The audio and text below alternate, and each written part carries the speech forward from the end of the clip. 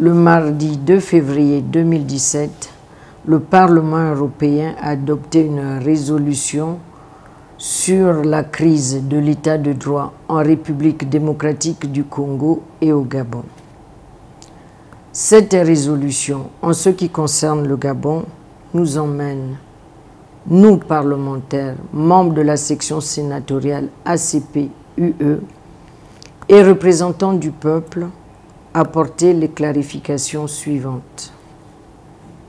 Cette résolution proposée par quelques groupes parlementaires européens est une réponse à l'échec de la résolution de Nairobi au Kenya qui portait sur la situation post-électorale au Gabon, mais dont le but inavoué était la déstabilisation de notre pays.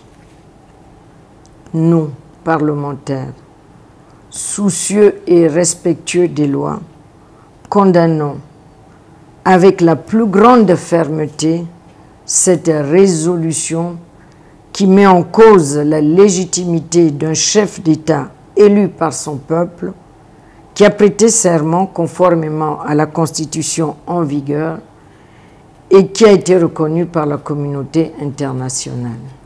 Nous dénonçons le caractère impartial avéré de certains membres de la mission d'observation des élections de l'Union européenne, outrepassant les termes de l'accord signé avec le gouvernement.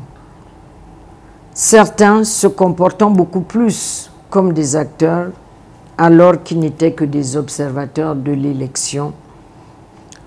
Leur champ d'intervention ainsi que leur domaine de compétence étaient pourtant clairement délimités dans la convention signée entre cette mission d'observation et le gouvernement gabonais.